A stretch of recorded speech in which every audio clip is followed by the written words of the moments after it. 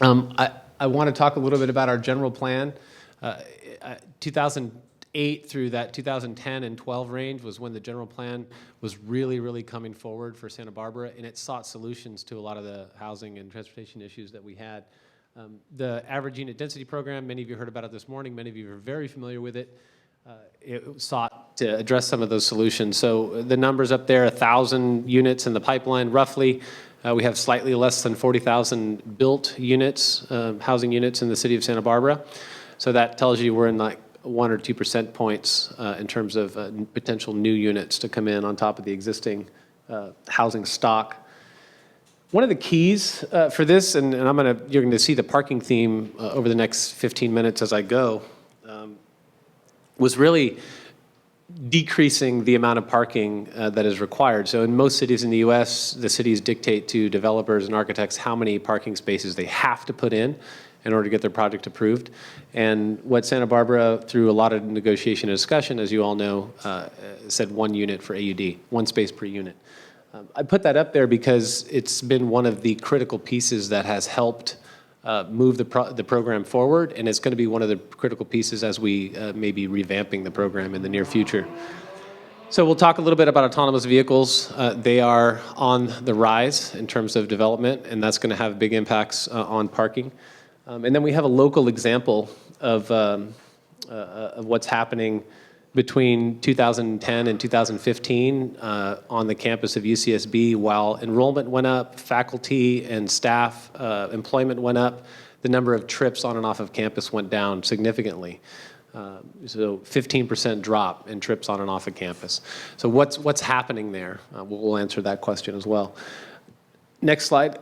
So this, many of you know, the program is under some sort of assault on several levels, and so there's a decision point that will come probably in this calendar year that's going to help us redirect on what we're doing. So this is a number that shows that between 2009 and 2014, we lost around 700,000 licensed 16-year-old drivers in the United States. So kids are not getting driver's licenses like they did when I was a kid. My parents knew that when I was 15 and a half, I had to have a car and I had to have a license. In fact, I took my mom's car out when I was 15 and a half, and I was supposed to have somebody, I think 25 or older, with me. And I didn't, and I crashed her car, and then she wouldn't let me drive her car anymore for some weird reason. So what's happening on UCSB's campus is 2 things. This phenomenon, whereas even 5 or 10 years ago, kids were coming to campus with cars, many of them. Now they're not even coming with driver's licenses. So that's a sea change. If we look at the downtown of Santa Barbara, some of these statistics I think are pretty interesting. So these are downtown residents of Santa Barbara, people who live in the downtown, and then you ask the question, well, where do you work if you live in the downtown? So the most important thing to me is that yellow slice of 10%. So if you live in the downtown, you're not really working outside of the city of Santa Barbara, right? You've chosen to live downtown because you want to be close to your work, among many other reasons, I'm sure. And then if you split it up for people who work right there where they live, that's 43%. And then people who just travel to some other part of town. And so this tells me that when you locate housing in the downtown, in the central business district, you're selecting people who are pretty much going to work in town. If we flip it and we ask where do downtown employees live, it's a very even split across the 3 different slices of the pie. So employees who work downtown who live outside of SB, that's the yellow, that's 40%. Those are people who live anywhere from Goleta to Santa Maria to Ventura. They're the commuters, right, that are coming into downtown for their jobs. And then a pretty even split between downtown employees who live in the rest of Santa Barbara. I'm in the maroon pocket. And then downtown employees who live in the downtown. Courtney would be an example of that. We're going to do questions at the end. If there's a clarifying issue. It's just when you say the rest of us in the city limits. City limits, yeah. So one thing we've learned in transportation planning is we can no longer rely on increasing supply. So every place, whether it's Beijing or Bangkok or Los Angeles, or the 101 corridor, where you increase transportation supply, and a lot of times that's measured in lane miles, we've never really been able to build our way out of growth, right? But with transportation demand management, which is a tool that's called out repeatedly in the Santa Barbara General Plan, we have a chance to get through all of the trips. So if you're concerned about keeping Santa Barbara the way it is and you're anti-growth, you're only really going to get at a small portion of the overall trips. Whereas if you look at transportation demand management strategies, you can get at every single trip, right, that you're looking at. And so then you can have a chance to decrease existing peak hour traffic. And then parking policy, I'll argue in the next 10 or 15 minutes, is responsible for the largest share of TDM's effectiveness. And so if you ask the question, I previously lived and worked in San Francisco before I came to Santa Barbara. And if you ask people the question like, how are you getting to the city? And almost nobody says, oh, I'm just going to drive by myself because parking is $20 to $50 a day, right? So it's not that San Franciscans are so amazing at taking transit service or really love BART, although some people do. It's that the amount of parking that's available and the cost of that parking drives people's decision for their mode choice. So to bring it together, so with housing, travel, and parking demand, again, the TDM is a big part of our general plan. We're looking to strategically place growth in infill development, mixed use, multifamily. And you guys have heard a lot about why AUD has worked. If you can add a floor and increase your density, you can also find people in the areas of the AUD program that want to live there. And then I like to call it discovering sustainable transportation users. So a lot of people who maybe have a 2 or 3 car household, they may not, if they really value that 3-car household, and I can't say there's nothing wrong with that. There's some things wrong with that, but it certainly is their choice to have a 3-car household. Those are not our ideal candidates to come into an AUD unit in the city, right? If there's one space available, you're not the person who's going to go, oh, I'm going to shed 2 cars, and the people who are using those cars are going to all bike and walk. We're looking for people who are already ready to come in and self-select for that. So parking pricing is a strategy that's called out in the general plan. If you guys think of your own personal behavior, would you rather park on the street close to where you're going, or do you want to park in a garage a block or 2 away? The value is like 80 or 90% more value the on-street space, yet Santa Barbara is the only city in coastal California that doesn't charge for parking on the street. So Santa Monica, San Diego, Ventura, San Luis Obispo, Santa Cruz, all the saint cities, Santa Rosa, San Rafael, they all charge for parking on the street, and we're the only city that manages it through time limits. And what we do, instead of collecting revenue and investing it in the downtown or in the places where we collect that revenue, we basically anger our populace by giving them parking tickets. So the leadership in Santa Barbara has decided that that's a much better way to manage valuable on-street space, and I, as a trained city planner, disagree with that method. Again, so now I'm getting at the level of TDM value. We can just kind of bang through these because I just want to get to this. We can phase in these parking changes if we decide to go for them over time. And then this is kind of the big thing. And you guys can Google a study that came out, I think, 2 weeks ago that mentioned that 80% reduction in auto ownership is predicted by 2030. So if you haven't read that study, I may not bet my house that the number's that high, but it's not 2% or 5% reduction in auto ownership. It could be 30, 50. If the authors are right, it could be 80%. So autonomous vehicles are about to radically change parking demand, and they're already happening in this town. Figueroa Mountain Brewery did a survey of their patrons.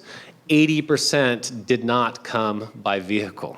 So that's just a local example where people are not driving to their destinations. They're hailing rideshare services, they're biking, they're walking, all of those things. I just want to highlight a couple of the housing numbers that you may or may not be familiar with. So 40% of units in Santa Barbara are owner-occupied. You can do the math for how many are rented. The 2014 median value was $840,000, and then just a couple months ago, we're looking at 1.1 in value, and then the actual listed units is closer to 1.2 median, right? So that's in a course of 3 years, and so that's the kind of pressure that not developing housing has an impact on increasing local values. Here's our general plan growth management development areas. This is what we call the downtown. Infill development, downtown development. There's not a single city planner or architect that would argue that that's not the best place to increase your densities, right? From a transportation standpoint, any of the other areas on the periphery would increase automobile trips and peak hour congestion if we were developed there.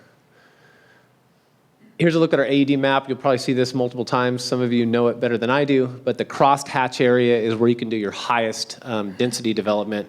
And so as the AUD program begins to undergo through the Housing Task Force some changes, I think that the Transportation Division, I'm not the director, by the way, I appreciate the raise that Ellen just gave me. I wish there was a paycheck that came with that title that I don't have. But what our Transportation Division is looking to discuss is this area along State Street, save some of the area in outer state, but certainly the AUD program that has gotten a lot of pushback has been developments out in the neighborhoods on the periphery of downtown. When you think about why are developers seeking to develop those lots, well, some of them are not in great condition. There's only a single story. They have a potential to put 3 or 4 stories on those lots. There's not empty vacant parcels on State Street. There happens to be a lot of empty and vacant retail space because along with transportation, retail is undergoing a sea change worldwide, right? I don't know how many of you went down to State Street lately to do some retail shopping, but the last few things I bought in like 5 minutes on my phone and had shipped to my house. And so the brick and mortar industry is undergoing a change. So this may be the most important thing that I say today. So this is where you pay attention. So my old professor used to say, when I hold up my finger, it means that it's going to be on the test. So if we think that we have 3 problems, let's say we have a pending transportation problem, parking demand, peak hour traffic is getting worse, if you believe that. And if you believe that we have too many retail vacancies and too much retail space available on State Street, and you believe that we have a lack of affordable housing or a lack of housing supply, I have one solution for all those things, and that's target putting about 100 residential units per block on State Street or on Chapala Street or on Anacapa. If we do our infill development there, you remember my pie charts, we're finding people who want to be downtown.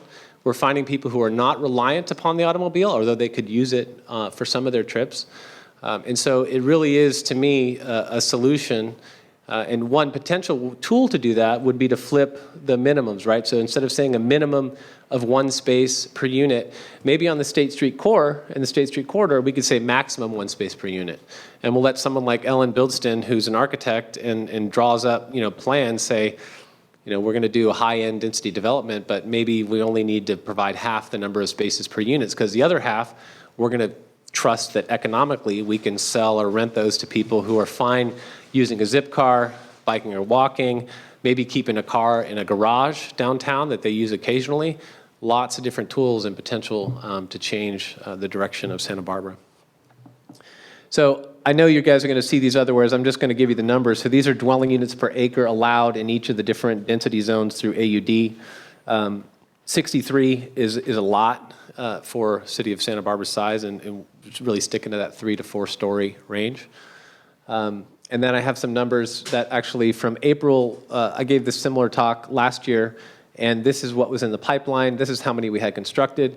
If we go through the next few slides and you see what's happened as of a couple months ago, and I even think these numbers are higher now, but you can see that the pipeline is growing for AUD. And this tells me that there is something about the program that is really successful in terms of attempting to meet housing demand. So that's important. So I have a few more slides that I may go through quickly just to talk about some other cities' examples in parking. But in conclusion to solutions, so reducing parking requirements further in certain areas of Santa Barbara can be a solution to keeping our AUD program alive. And if we want infill housing, we have to find sustainable transportation users, right? So we don't want people living in the downtown with 3-car households that are going to drive on our congested grid network, right? We want to find the people who want to live there without a lot of vehicle ownership. And obviously there's trade-offs. So the nice thing about the pushback that we've gotten so far in our AUD program, it's been from the neighborhoods who are afraid of the change. They don't like the amount of parking on the street now. They're afraid that that's going to be further impacted. Their views may be impacted. What happens when you stick to your downtown commercial district, there's not a lot of residences there. They're going to come out and tell you no. And we really have the potential to convert some of our unused retail space to housing, which we desperately need. So the best example that I know of a city that's done that, and they did it through changing their parking requirements, is Los Angeles. Who's been to downtown LA 25, 20 years ago? Raise your hand. And then you've been there in the last 5 years? Have you seen a more dramatic change in any big US city? So they changed their parking policy. They said instead of requiring you to build the city's minimum, you can do one of two things. You can unbundle your parking. You can sell it separately, like they do in San Francisco. You can also provide it off-site, and in some cases, you don't need to provide it at all. And all of a sudden, downtown Los Angeles is a vibrant economic place. And then, aside from autonomy of vehicles, electric, shared, and connected. So some people are like, I don't want to ride with someone else because, that's annoying. But there are other people who are like, you know what, I'll split this trip with George. I don't really want to spend 15 minutes in the car with him, but it'll cut my costs in half. So there's an economic driver, for him and I to get down to the funk zone. So the shared, and then the connected part, really the vehicles, and that's actually a real example. That's not even made up for this show. If there's an economic benefit, I'll share a ride with you, George. But the vehicles are also going to be connected, right? They're going to be talking to one another. They're going to be talking to city infrastructure, signal lights. So, we really are on the precipice of significant change in the industry. And I would like to see Santa Barbara get on the front edge of it and not on the back end. And I think maybe instead of those final slides I have, I'm going to turn it over to George, but I'll finish with my Socrates quote. This guy's not from our era. But he said that the secret of change is to focus all of your energy, not on fighting the old, but on building the new. Good luck, George.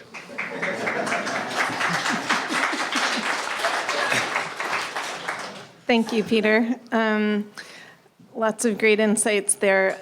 George Amoun is up next. A couple topics. He'll be touching on our current transit trends that are affecting ridership, and then how transit is adapting to the reality of those trends that we're experiencing currently, as well as the planning and partnership efforts that MTD has underway, and then the impact of new technologies that are being considered in terms of the usage of transit. So take it away, George. Okay, thank you, Ellen. And thank you for coming to our meeting here.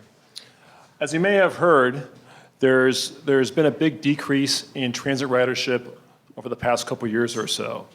In fact, in MTD, there's been a 20% decrease in ridership, which is substantial. Back in 2008, there was about, at the peak, about 8.4 million riders per year. Now it's down to about 6.5 million, which is huge, about 20% drop in ridership. So why is that so? Why is that happening? There's a bunch of reasons, federally, statewide, and local.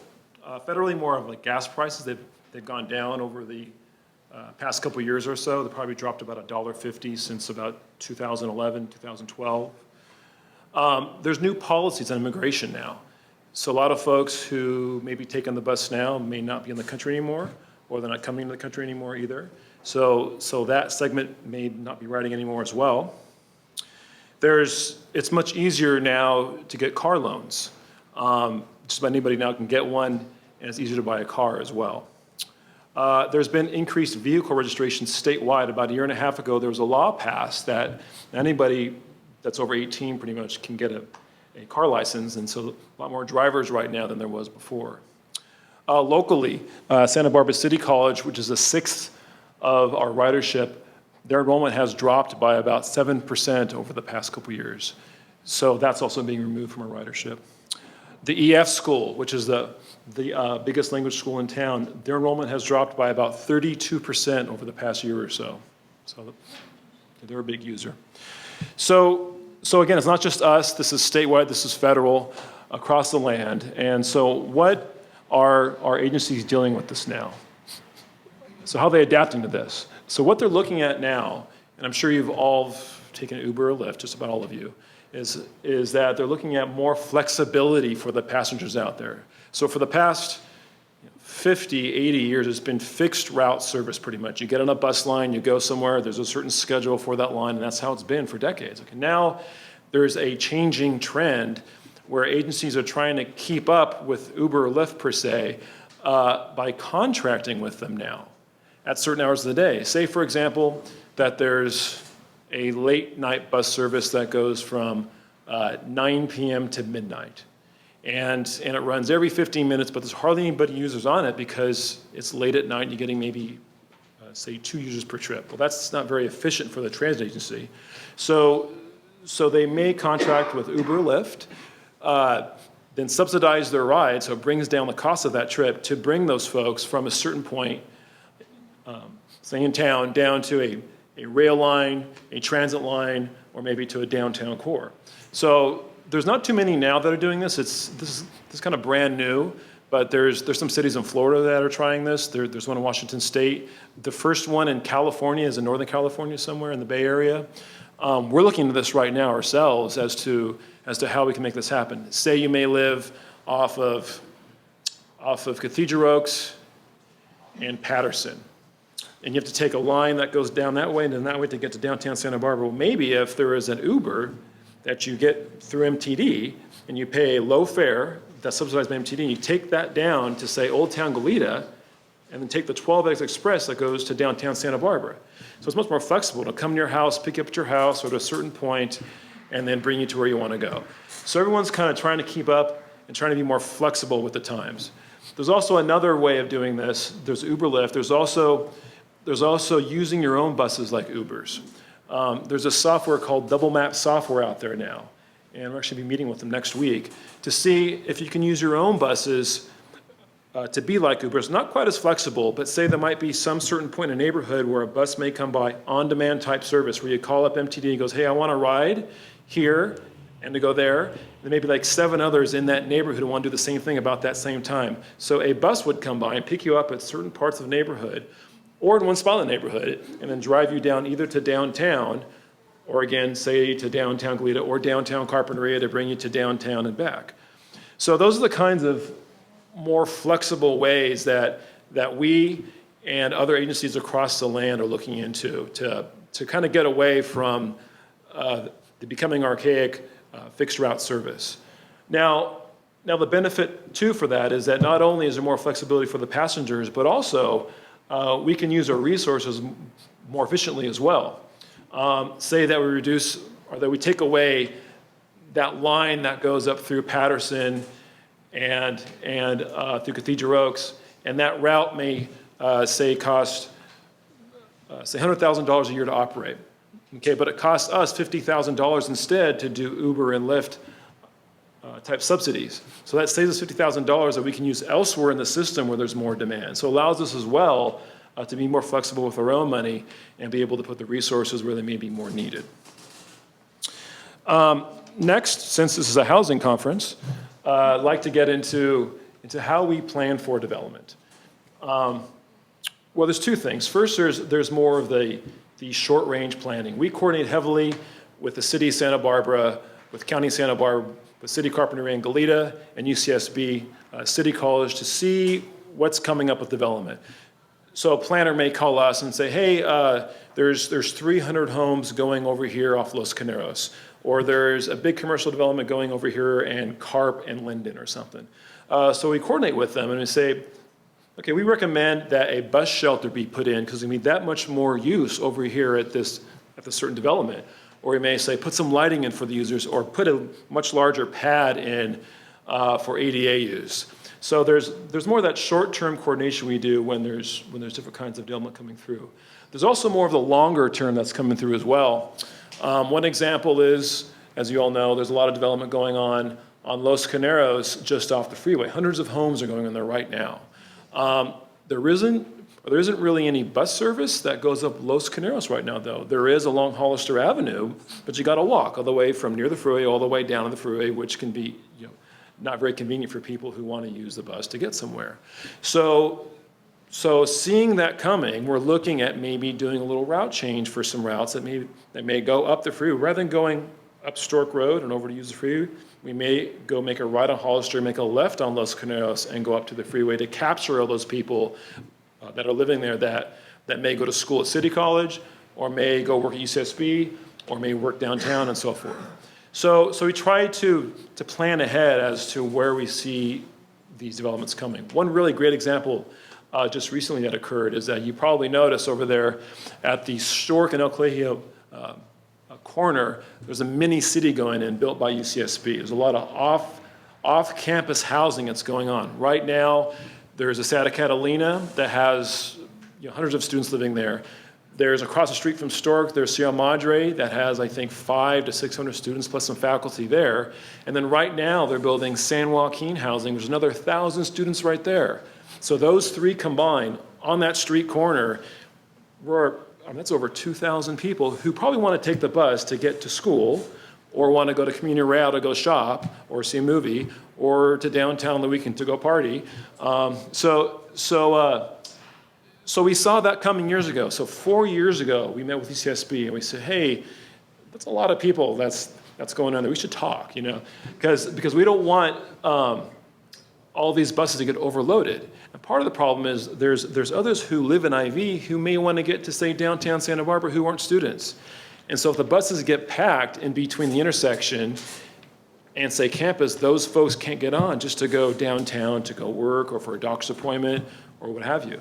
So we met with them and we formed a partnership with them, and we formed an agreement where they're funding later service on the 24X line that goes from UCSB to downtown Santa Barbara. So it's more regular service for those folks who may study late at night and they then want to go home, or they work downtown.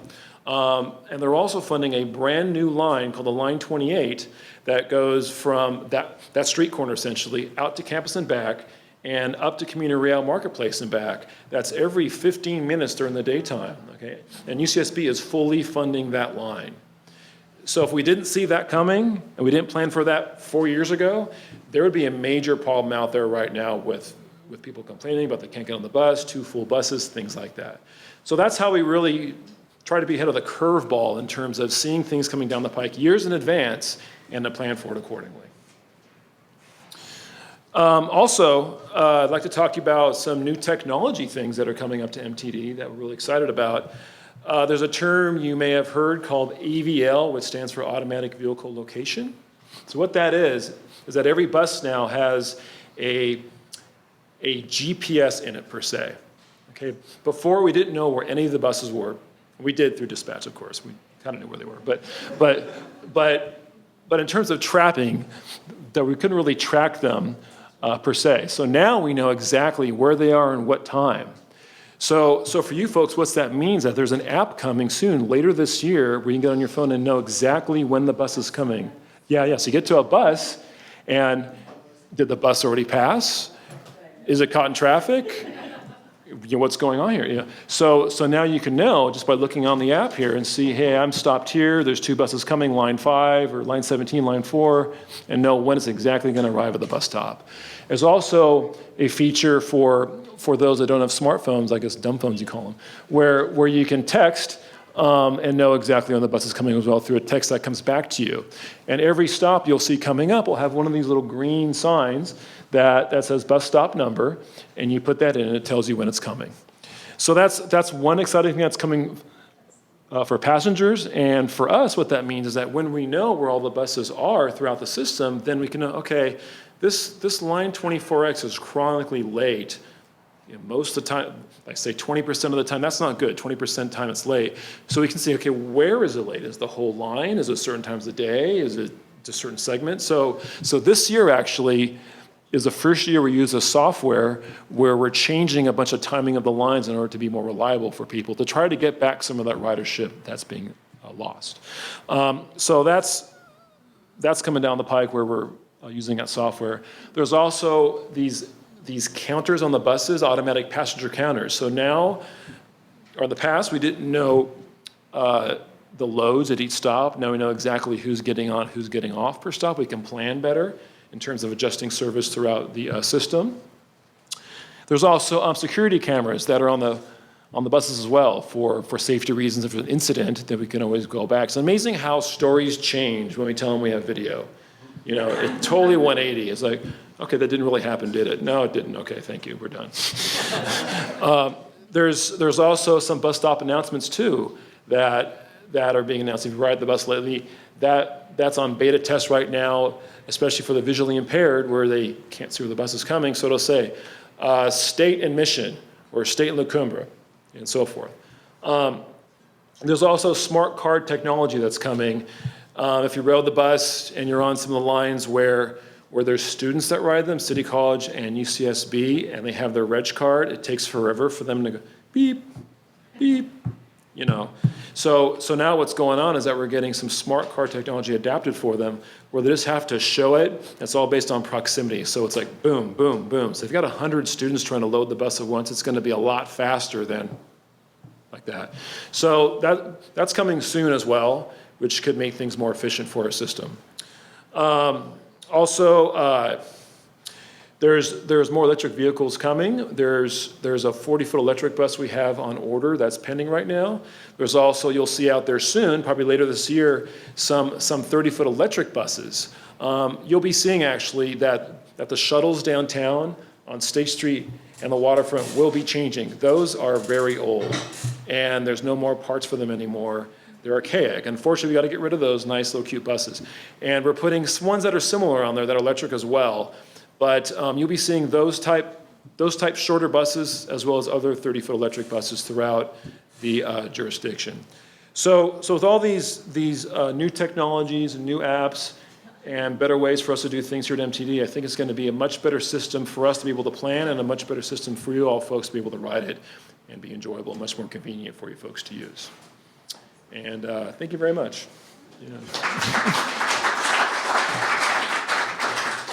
Wow, lots happening with transit. It seems like that's kind of the most transitional area that we're going to be talking about.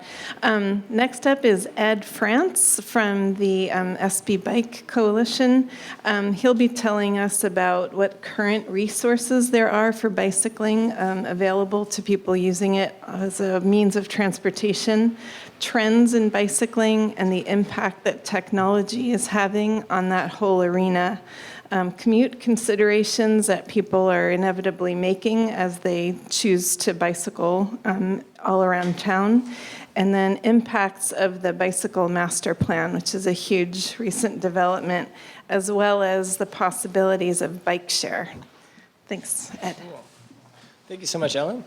Oh yeah, if you could open up that one.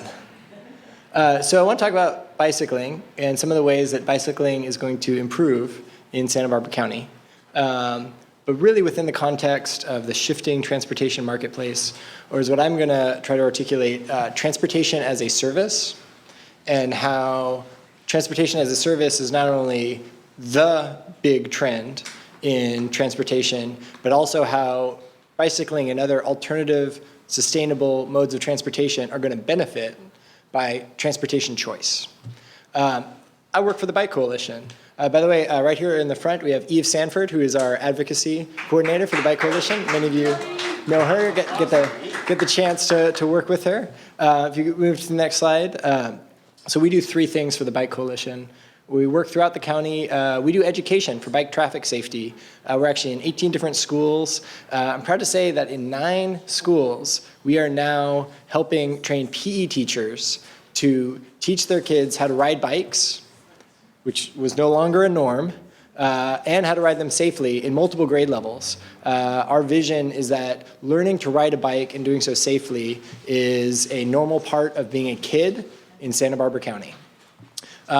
We provide resources to bicyclists who rely on their bike for transportation, commuter cyclists. Throughout the county, we actually have 4 different BC Centro locations, one at the City College, we have a program at Santa Barbara High School, and then we have our main site down on Olive Street, downtown Santa Barbara, and also we just opened a shop in Santa Maria, which we're really proud of, and can't wait to have those services available to more folks up in the North County. And I introduced Eve. She is doing so much great work in the public policy arena. We work throughout the county to help make bicycling more safe and accessible through better infrastructure. So that's what we do. But I want to talk about more than that.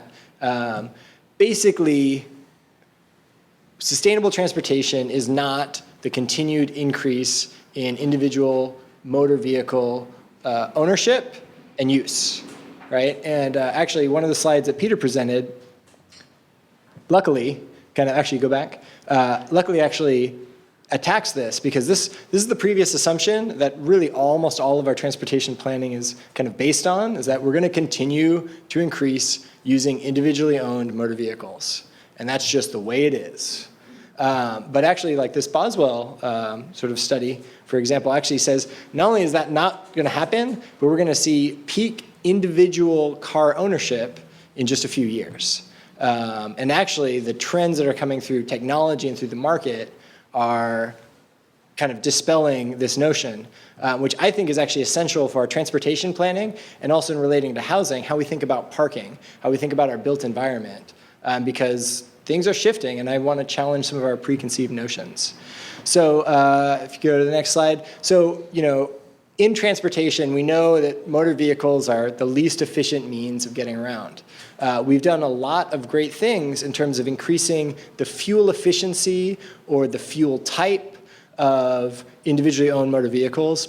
Electric cars are great, hybrids are great, but really if we want to reduce vehicle miles traveled and we want to have more livable urban spaces, we need to not just shift the efficiency, we need to shift the modes. And I'm going to present some strategies for how to do that. Next slide. So basically, this is sort of the one real choice, I would say the monoculture of transportation. We cannot build the infrastructure fast enough. And the costs to our society of supporting, automobility monoculture are significant, and parking, as tied into the housing challenge, is one of the reflections of that cost to our society.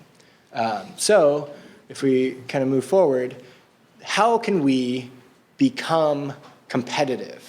How can alternative modes, sustainable modes of transportation, become more competitive, more convenient than this? Because I can grab George's car keys here and go out there and hop in a car and go somewhere. And it's really easy, and I don't have to think about it. It's convenient. Who is it who said that great American adage, give me convenience or give me death? But that's kind of how we operate. And so we've been wondering for so long how we can outcompete this and with transit systems. It's not more convenient. Simply has not been more convenient. If we think about bicycling, it is and often not more convenient. It certainly doesn't feel as comfortable as hopping in a car. You hop in a car at night and you have lights and you have climate control, and if somebody hits you, you're not going to be injured, right? This can be scary. And for a lot of people who are not interested in cycling, that image kind of represents how they might feel about hopping on a bike in a shared roadway. So it's not more competitive, it's not more convenient. But we luckily are enjoying the benefit of a major shift in technology and the on-demand sector because of cell phones and smartphones and the ability to hail on-demand transportation. I don't have a car keys with me, but I have my phone, I have my bus pass, I have my Zipcar, and I can get around with these. I also have the key in my bike lock, which is what I primarily use, but I could not do all of the things that I need to do if I only bicycled. I remember going to Santa Maria for an opening of the bike path there along the 101 connecting San Luis Obispo County, and the joke was, "Oh, did you bike here? Because you people are fanatics who think that everybody must bike everywhere." It's like, oh man, you guys don't get it, and you're our elected leaders. But luckily, we can, if you move forward, we can use all of these new choices. We have transportation choice, and that's what transportation as a service is. So at any moment, I can get where I need to go. I can choose Lyft, which was actually led by one of the former MTD commissioners, Logan Green, UCSB alum, or take an Uber, or hop on a Zipcar, or soon look up when the next bus is going to come, because I cannot wait. But if I could use my phone, I probably would feel so much better about that experience. And actually, even if, I mean, most everybody here has probably used an Uber or a Lyft or some type of technology-accented taxi, but everybody, if you go to the next slide, has probably used Amazon.com. Or gotten food delivery. I use, what's that thing called for food delivery in SB when you don't want to go out? SB menus. SB menus, right? Here's the thing. If you're not relying on an individually owned motor vehicle, you have so much more choice than you used to. What if you, in the past 10 years ago, you need to drive somewhere and go get something if you needed it. Now it can come to you. And so anyway, we have transportation choice because of transportation as a service, and this is going to affect transportation planning and housing planning. So, today, 1% of trips are by bike. It's like 0.5% nationally. It's about 1% in California. Here, it's about 6%. But 50% of trips are under 3 miles. And the problem, I would say, is that we don't think about these short trips. We only think about the long trips. If you move forward, anyway, so here's cycling. And here's one way that cycling could be much more competitive. 1% of the population bike. They're not really intimidated about a lack of infrastructure or sharing the roads with cars. We are fortunate to have enough infrastructure that the enthused and confident, who here bikes around Santa Barbara or Goleta, right? You think, oh, we have some basic infrastructure so you can do that without too much stress, right? We are the 7%. A third of the population is not going to bike, and that's totally fine. But 60% of the population would bike if it was a convenient choice for them that made sense given their day-to-day or their lifestyle. And I think that there's a lot of opportunity there, especially when we can combine other modes. So here's one of the problems in transportation planning. So will any of this change people's commute? I don't care. Because I think there are other problems that we need to solve beyond just commuting. And too much of our transportation planning is fixated on commutes, which the radical organization of AASHTO will inform us are basically less than a third, in fact, 19% of all person miles of travel. Commutes are a small fraction of our transportation choices. But yet, almost all of our transportation planning, all we ever talk about are how people get to work. And I would argue you can't find solutions if you're hunting down the wrong problems. So if you move forward, so even within commuting, we also are fixated on everybody out. So this is Goleta. This is from, I think, the Sustainable Community Strategy from SBCAG. If you use the one for downtown Santa Barbara, it's identical. It's within like 1 percentage point, right? Except instead of Goleta being highlighted, it's Santa Barbara being highlighted. So the point is, much like Peter's slide before, if you work in Goleta, where do you live? Well, 67% of people who work in Goleta live in the Santa Barbara County South Coast. And most of those people, or at least the highest proportion, live in Goleta. But so much of our thinking is fixated on those who live outside of the area that perhaps we're not solving some of the low-hanging fruit, easy problems to solve, like short trips. So what I'm arguing here is that we should be targeting short trips instead of long commutes, because we have more leverage. And we need to think about multiple mode transportation users, on-demand transportation users, as opposed to a single mode user, because people who are already using some alternative means of transportation are the easiest new customers for other modes of alternative transportation, and they all complement. So by the fact that I've been biking in Santa Barbara since I got here, Zipcar totally makes sense to me. And when I need to go out to downtown to Old Town Goleta or UCSB, it makes sense to use the transit pass. And the fact that I can hail a trip, all of this combined means that it's competitive and convenient for me to not own a vehicle. or to be, with my wife, a single-car household instead of a two-car household. In fact, the street sweeping pretty much convinced me to be a single-car household. You say you got a ticket, Ed? Did you get a ticket? Oh, I got a few tickets. And then I finally was like, this is not worth it. Get rid of it.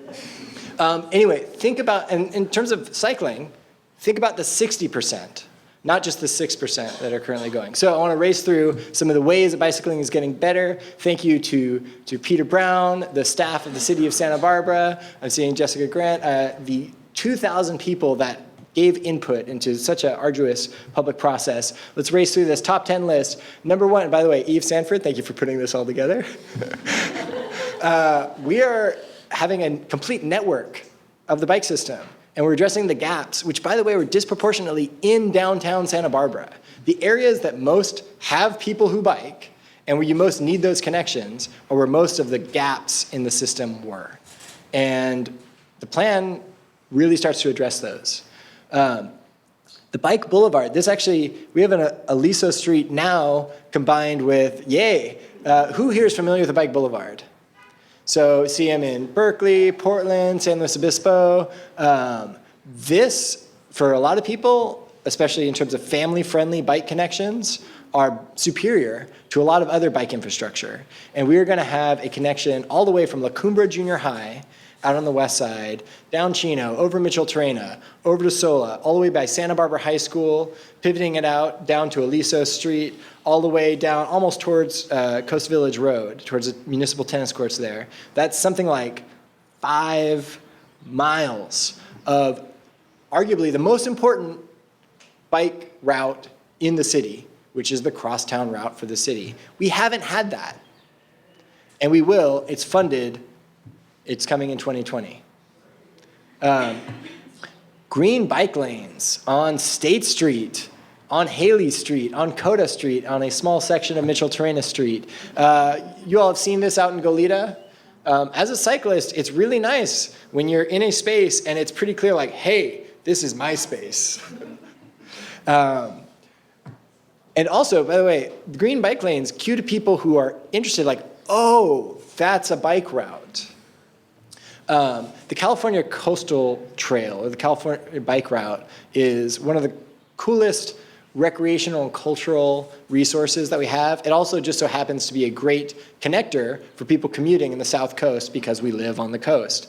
And we're completing that in spades in terms of out in Goleta on Hollister, North Campus open space, which used to be the golf course, Carpinteria, connecting out to the new Muscle Shoals bike trail, the Ralph Ferdig Memorial Bike Trail. Coastal Trail is going to be amazing. Extending Bath and Castillo past Mission, the bike lanes just disappeared before you got to Cottage Hospital on Mission Street, and those are finally going to connect through. People, regularly complain about scofflaw cyclists. Well, we can have a system that makes it easier for PD to give tickets, and for those tickets to not just be a $300 or $400 penalty, but for those who get them to actually have a diversion program where they can get some basic training and kind of like traffic school, kind of get out of the full penalty, but learn, some improved cycling skills and safety. Improving safety through data-driven research and improvements. We can reduce bike collisions. That's essential. We can't have a system that's not safe. And unfortunately, that's where we've been, and we have strategies to get past that. So much participation in the Bike Master Plan. So positive to be in a community where people are willing to engage that civic duty. And finally getting over the 101 freeway. The 101 freeway divides for alternative transportation for walking and biking so much of Santa Barbara and Goleta. We have a way to get over for the west side, over Mitchell-Terena Street to Sola. That project almost got abandoned, and it was pretty controversial. But I'm really thankful that everybody kind of stuck to their guns, that it wasn't about any specific way, it was about finding the best way that could be agreed upon, and that connection is funded. And that's gonna be part of that Bike Boulevard that's coming in 2020. Santa Barbara South Coast, primarily the city of Santa Barbara, have brought in over $30 million in state funds for bicycling improvements. Looking at Jessica Grant, apt last name. We're bringing in more money than just about any other jurisdiction to build this plan. And I think more is probably happening on the bicycling infrastructure front than has been happening in the past 20 years. So, but let's take it to 11. Who here has heard about the bike share study? In fact, we have a couple bike share commissioners. I know Peter is here. The city of Santa Barbara for a long time said we need to do a study to figure out if we can do bike share. And actually kind of on a parallel track with car share, with Zipcar. And thank you, Peter, for getting that study off of the CIP. Through UCSB and the Santa Barbara City College Foundation, the Bike Coalition partnered to actually publish a study next week that I'm happy to share with all of you that basically shows not only is bike share feasible for South Santa Barbara County, but that the market has got to the point where it's actually pretty straightforward.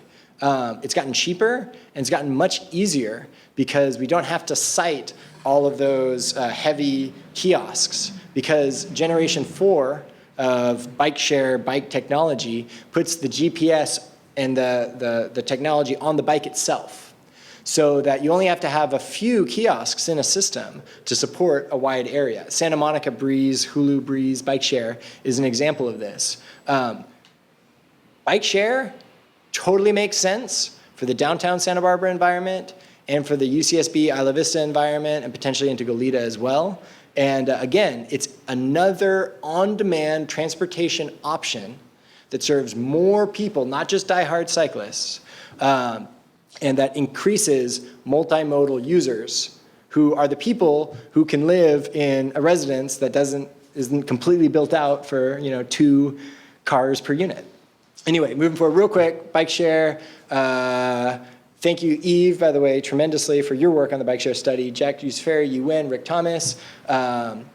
If you move forward, we did some charrettes, we did an extensive market analysis. You check out a bike with a card. There are 1 billion bike share bikes in the world today. And these are the modern bike share bikes that are lockable, kiosk, that you have some sort of credit on the line.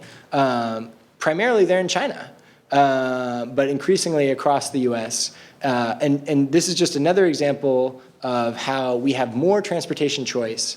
And effectively, the point that I want to make is that if we're looking forward and really attempting to look around the corner into a future with autonomous vehicles, into a future, transit is going to be different, in a future where transportation as a service starts to replace the concept of individual ownership, if we can look around that corner, we can probably have more sound transportation planning, and we can probably have more sound housing policy, especially as it relates to parking requirements. Thank you. That's great. So many new developments there as well. So we're now going to pass the mic around for those who have questions. Also want to remind everybody, we'd really appreciate at the back of your program, you have an evaluation form for the various workshops that you're participating in today. Please fill those out before the end of this workshop if you can, and there's a box right there on your way out to drop that into, so just a reminder for that. So questions for Peter, George, or Ed, or all of them? And I'll hand you the mic. Hi, I just want to know that, there's so many of these on-demand services coming out. What's being done to kind of coordinate them all together in terms of, especially with transit lines, really connecting that first and last mile? And for example, with the bike share, has there been that conversation to really create like the connectivity and the seamlessness between transferring from different modes? Yeah, those things I mentioned with the Uber and Lyft,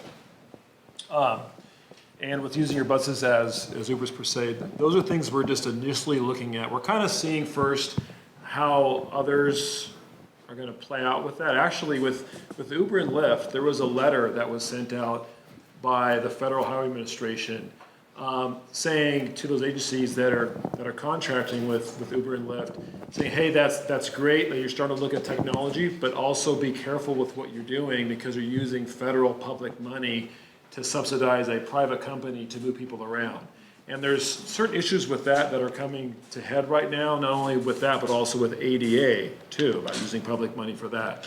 So that was just sent out some months ago by them.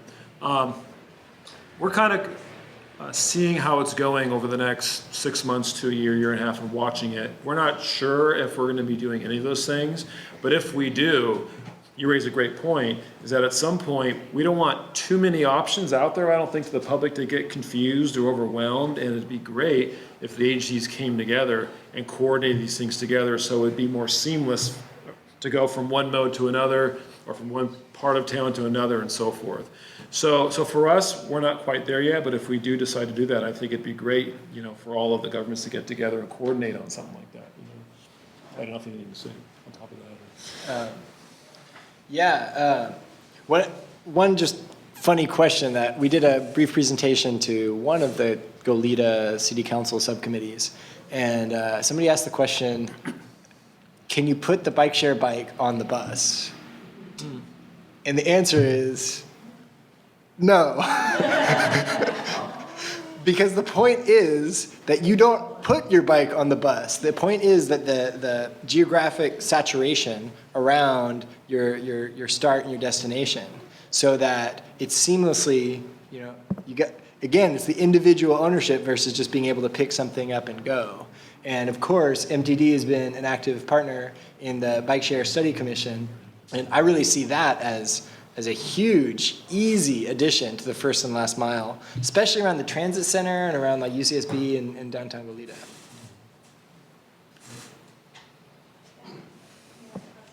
Yeah, so I used to bike quite a bit, and in my experience, you run into some inconveniences, one of which is connections across town, and it sounds like you're addressing that, but I've also run into like a lack of spaces on the bus for my bike. Things like trying to do my grocery shopping, and if I can't get too much, right? And obviously that has to do with the type of bike I buy, but are there efforts to try to address some of those things? Yeah, actually, we're applying for grants to get larger bike racks on the bus. Right now it's 2, and I know it's a bummer when you get to a bus stop and you have your bike, but you can't get on because there are already 2 bikes on there, and what am I supposed to do now, So what people do is they lock their bikes to the bike rack, which is something that's not that attractive, nor we want to do, because people can trip on them on the bikes.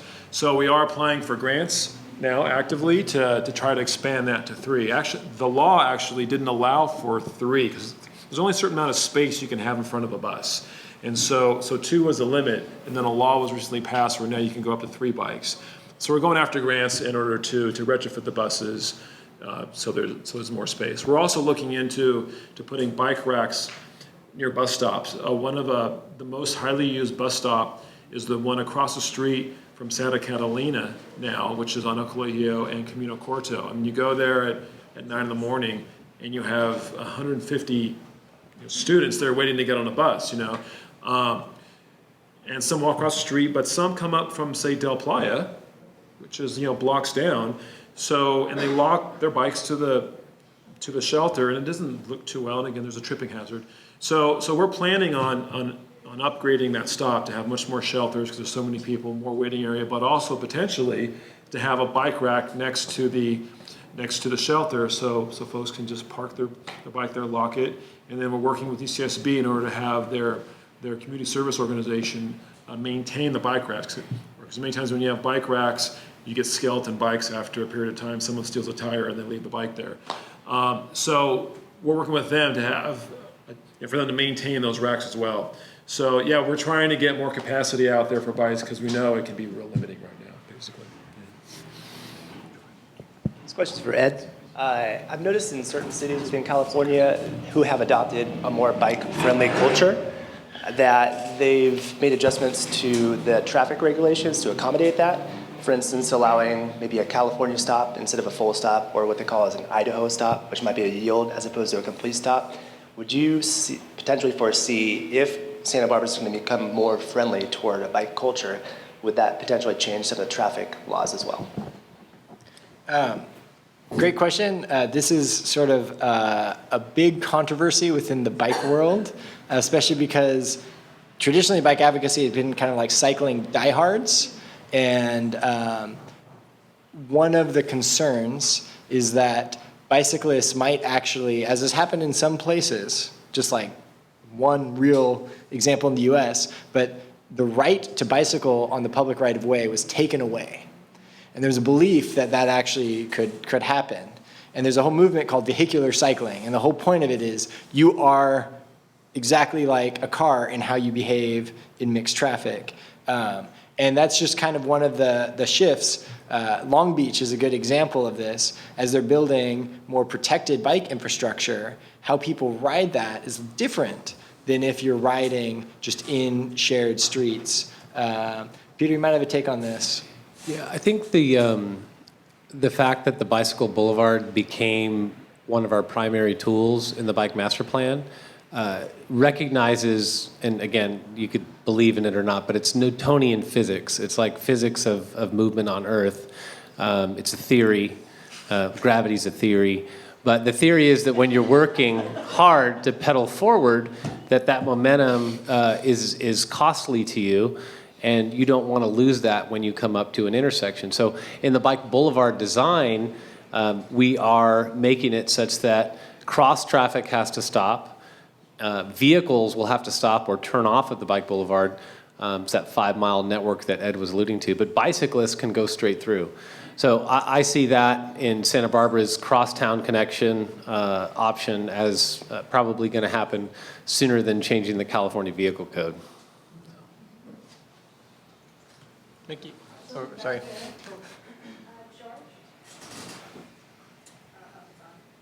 I actually have a question regarding the tracking app for buses. So I went to school. I don't know if it's on. It is? Turn it on the bottom. Okay. So for the bike tracking app, I know I went to. I'm a lot better at just being loud. There you go. Told you. Okay, so for the bike tracking app, I went to Cal State Fullerton and they started to implement this, but it kind of had like a very miserable failure, and I don't know if they've gotten it up yet. Have you guys looked at what other cities are using for the tracking app to make sure that it's going to be successful? Is it bike tracking or bus tracking? Or sorry, bus tracking. Oh. Yeah, bus tracking. Well, yes, we, that is part of a larger suite through that AVL system that I mentioned. So that's one of the things as part of what that contractor is providing. We went through a very rigorous process in hiring that contractor. That contractor is used by, have put in systems throughout the nation. Probably the highest used one throughout the nation. So we've looked at it before we hire that particular contractor, and we've determined that that's very useful, very efficient, works very well. It's still in beta mode right now. That's why we haven't really released it. But from what we've seen, it works quite well. Yeah. Here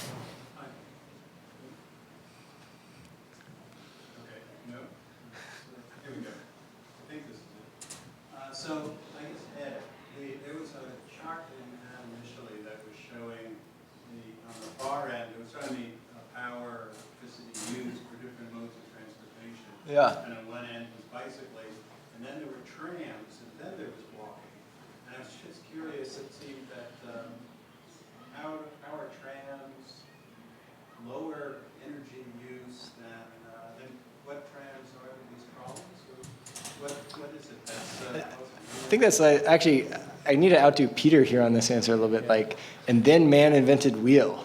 Yeah. So basically, I think the electric trams, and that's a little bit, yeah, it's a great point of how that's a little bit odd. But basically, I do just have to say how amazing it is as a total nerd, how efficient bicycling is.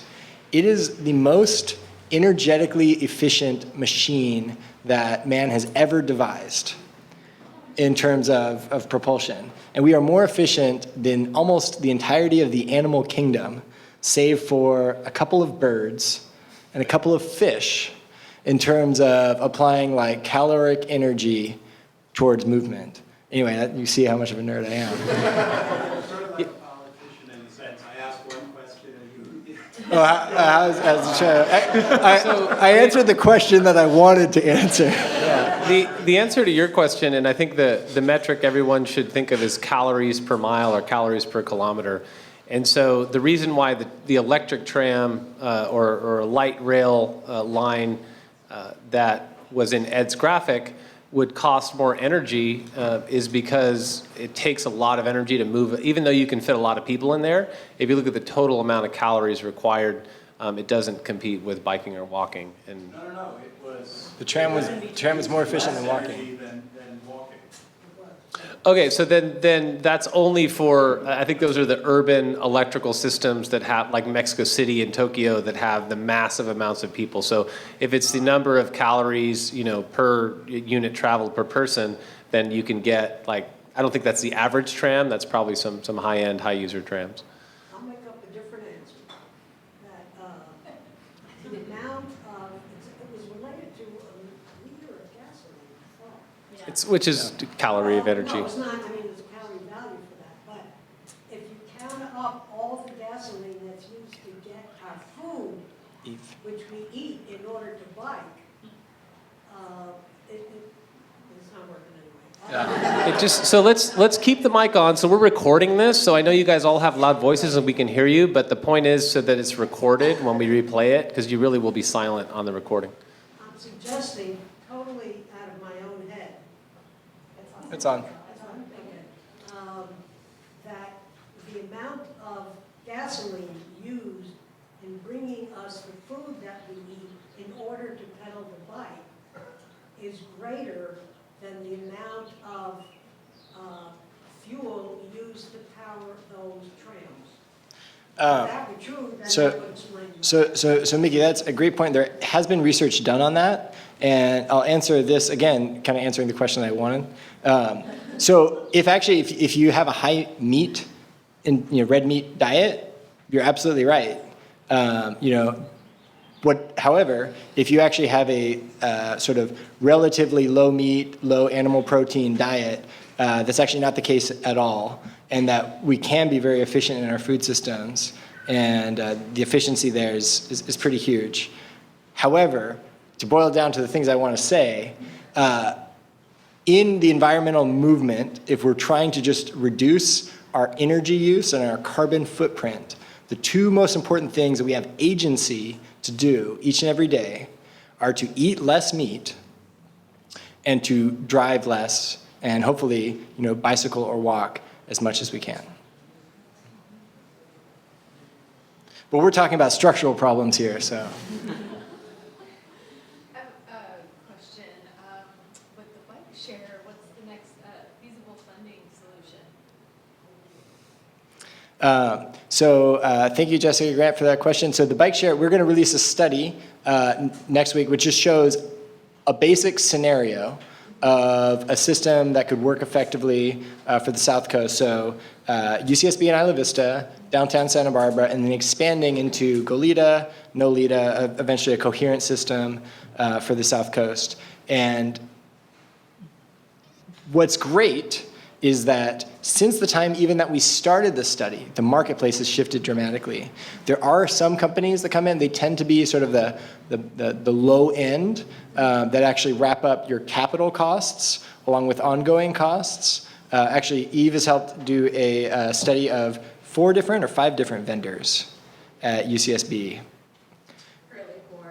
Currently 4. So basically 4 different vendors have presented at UCSB through the Office of Sustainability, and Eva has been there to actually help evaluate those vendors just so we can get a feel of the market. And it's gotten a lot less expensive, and basically the capital costs could be anything from about $4.5 million for a fully built out system to actually wrapped into operating costs for cheaper systems. And I think that the question the community needs to answer in this next few months is there real political will to do this? And if so, is there a mix of public and perhaps philanthropic funds to pay for the capital costs? And can our partners in SBCAG and MTD and in the jurisdictions get together to put together the necessary structure to actually launch this? Because basically, it's kind of a no-brainer, except thinking out how to do it. And the other thing I'll add to that, Ed, is that some of the companies, Jessica, now are coming in and saying, we'll find your sponsors, we'll market it, we'll do the fundraising, and we'll get you a system on the ground that's commensurate with our successful level in doing those things. So capital cost to cities, many programs now are close to zero. Yeah.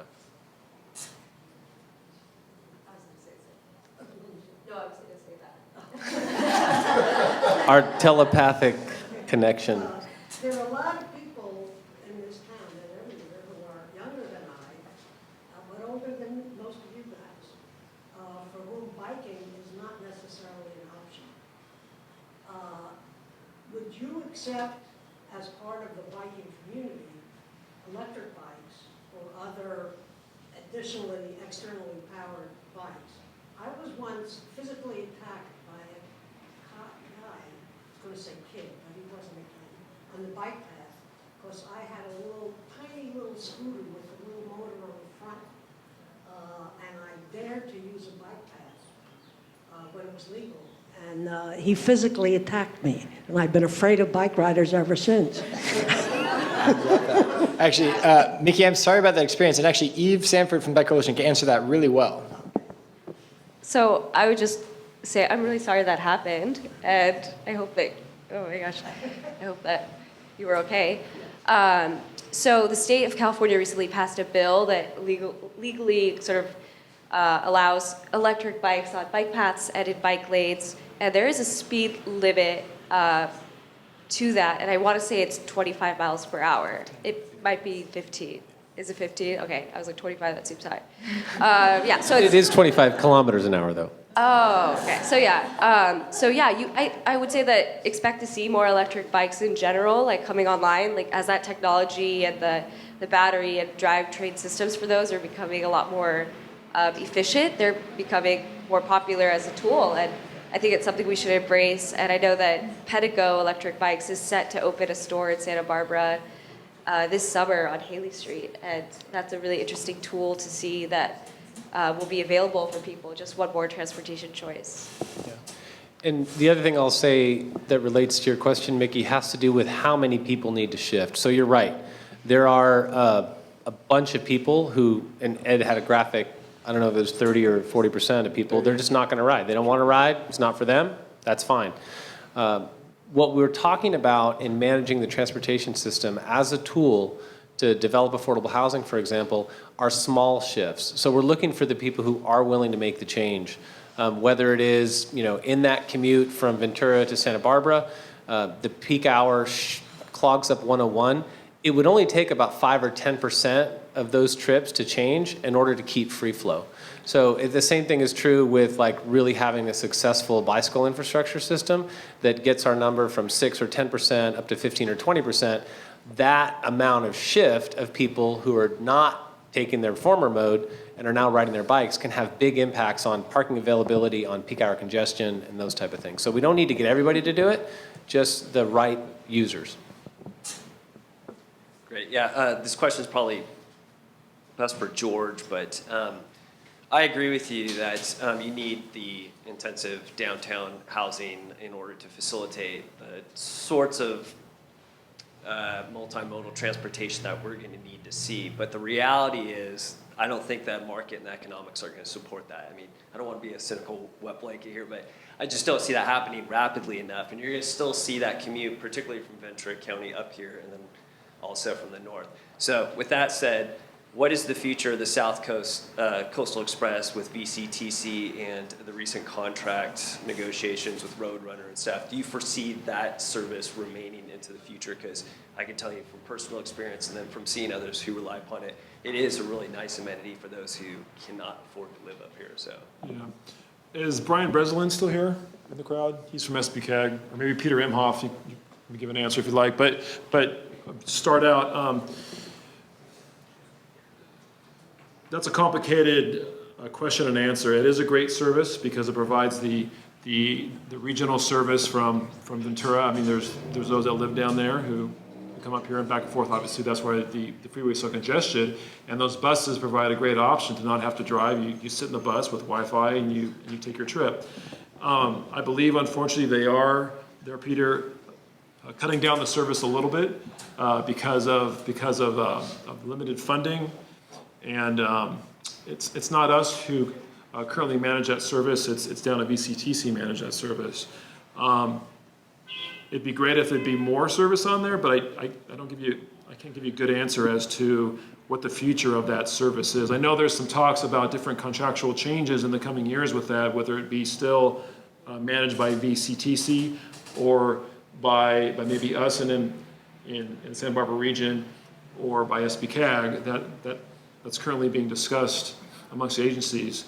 There's also issues of who should be managing a service for who, because it's people who live down there who are coming up here and going back down there. They live down there, but they work here. So it's a complicated situation. I don't know, Peter, if you can have a better answer than that. On the spot. The other thing Sorry to I'll put add, you on the spot, Peter. You're probably more apt to answering that than I am. George, I think you did a great job of describing that, and I don't have a lot to add. It's something that's under discussion now, actively being discussed between VCTC and the SBCAG board and subcommittees. So I think we should stay tuned and wait to see what comes out of that. But it's definitely an issue that we're engaging on directly. Yeah, we'd love to see that service be expanded if possible. Yeah. The early take on it, though, is that the peak hour service, the most heavily used service, will likely remain, and it's kind of that off-peak and Saturday service that the cuts might happen to. Right. If I could make one quick point, because obviously I have an axe to grind here. For those who do take alternative transportation, like long haul, shuttles, they are also the ones who need short trip transportation choices downtown. And if we want more people, we want to increase ridership, we need to find more options for their downtown choices, because that's going to affect if they feel they can take the bus and then be without a vehicle downtown. And I would argue that one of the better ways we can increase ridership is to have more transportation choice for employers and transportation, not aimed at residences, but employers. Yeah, someone asked during the last forum here in the morning of how can developers fit better into the equation? What can they provide? And one thing I answered is maybe bus passes, from employers or from new developments, but also, thought as maybe they can subsidize maybe that link you're talking about. Yeah. It's called first and last mile, essentially. First mile is going from your house to a train station or to a major bus line, then getting on the bus line. The last mile is then getting from that station to your work.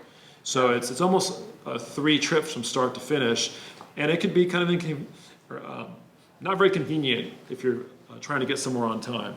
So to kind of go along with Ed saying, some sort of partnership to not leave the user hanging at the Coastal Express bus station either direction, or if rail comes up to the surface, if ever, regionally as well, if there's a way to seamlessly get from your house to the train station in Ventura and from the station in Goleta, Santa Barbara, Carpinteria to your work, that's where the challenge is going to be, which we'd have to meet if those services maintain or get increased in order for those to really be viable for people to use. Otherwise, it's just too not convenient for them.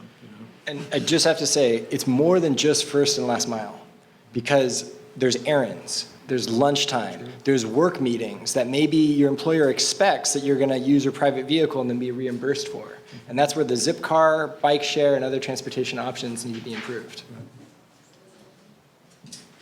Thank you. As architects, planners, real estate professionals, a lot of what we do in terms of development is really determined by parking regulations, and it has a very deterministic effect on land use and what we can do with properties and our land around the city. It really seems like one of the main morals of today's story is flexibility in terms of transportation planning. How do you think we can start to incorporate some of that flexibility into our parking policies and sort of start to incentivize the types of things that you guys are talking about, and almost kind of make a shift from one parking space to maybe this many bus passes or this many bike spaces or something like that?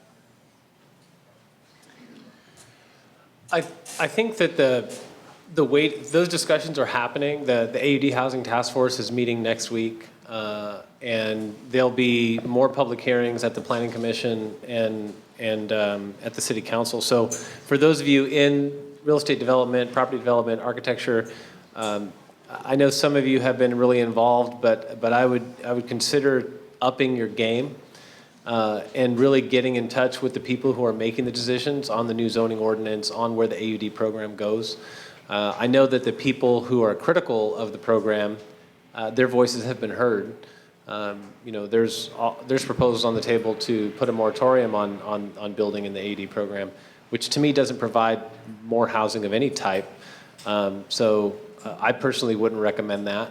But I think that, you all have the opportunity to kind of help shape how that goes. But there are a lot of policy options on the board, and we've touched on some of those today. And again, for me, as having gone to school in LA and having seen what LA did, basically with one tool, with changing their parking requirements in the downtown, I see that, notwithstanding some criticism as to whether or not it's viable to build housing in the downtown. It's not viable to have 50 vacancies in a 5 or 10 block stretch of retail space. The retail space is changing too quickly for those to remain vacant, and for us as a city to just leave State Street to die.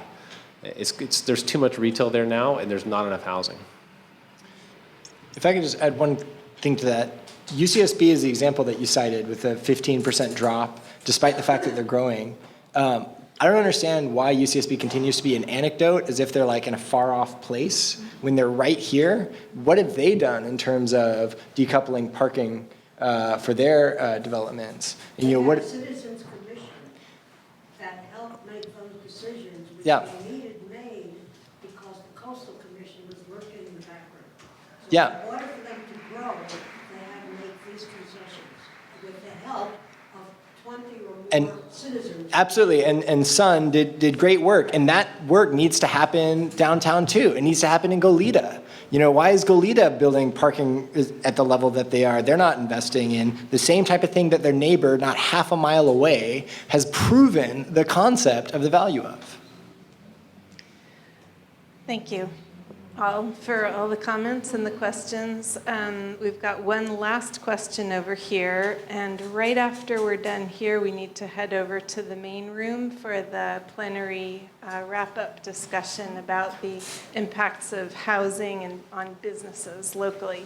So thank you all in advance, and your comments are absolutely critical for how we move forward with our policy making as it pertains to transportation.